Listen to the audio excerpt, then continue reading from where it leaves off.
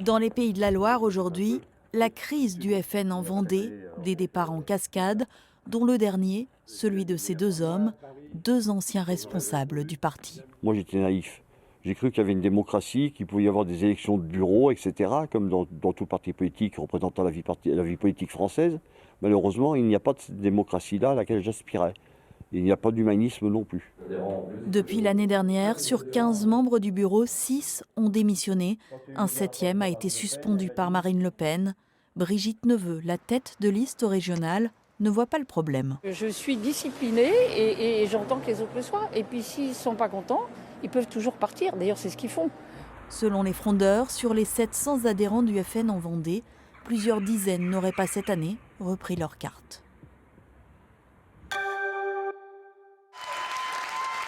Christophe Clergeau, de retour en campagne. Hier soir en Vendée, son tout premier meeting depuis les attentats du 13 novembre. Après la trêve, difficile de revenir à des problématiques plus régionales. Dans cette salle de La Roche-sur-Yon, les socialistes ont rappelé les valeurs et la nécessité, surtout, d'aller voter.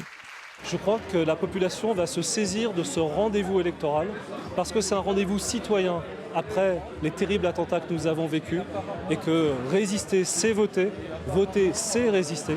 Donc moi, je lance un appel à la participation. Votez pour qui vous voulez, mais votez. Au Mans, ce tunnel illuminé en bleu, blanc, rouge.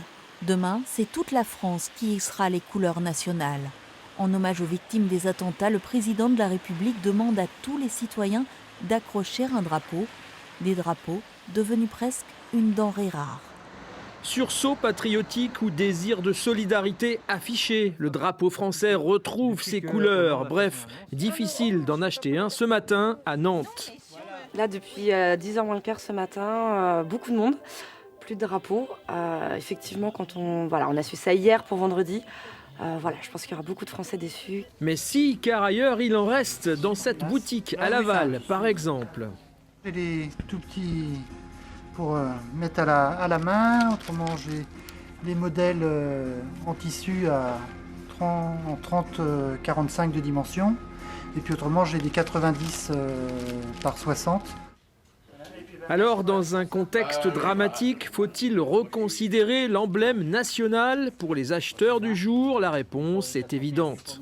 C'est important, le drapeau foncé tricolore, c'est important. C'est comme la Marseillaise, c'est pareil. J'ai fait pas mal de pays étrangers, comme en Italie. En Italie, c'est beaucoup pavoisé. Ça veut dire quelque chose, quoi. Oui, on est français, c'est tout. Faut qu'on se défende, quoi.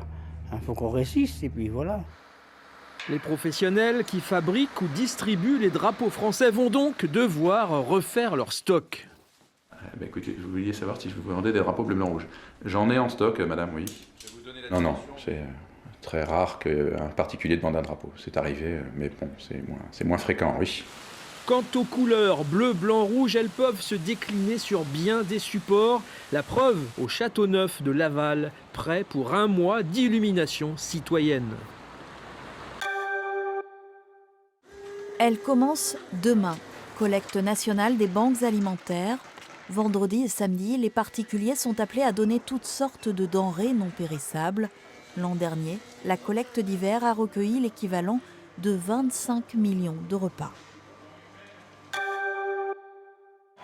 Ils sont presque invincibles, les joueurs du HBC Nantes. Hier soir, face à Dunkerque, ils enregistraient à domicile leur 6e match sans défaite.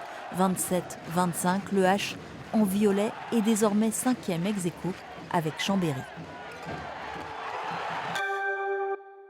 C'est quand même un gros travail. Ça nécessite beaucoup de gens bénévoles à travailler. Il y a la mise en scène, il y a les décors, il y a les lumières, c'est le spectacle total et avec des tout petits moyens.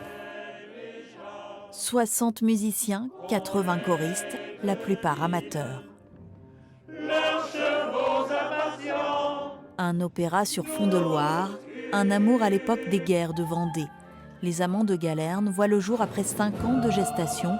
Spectacle présenté ce week-end au Théâtre d'Angers.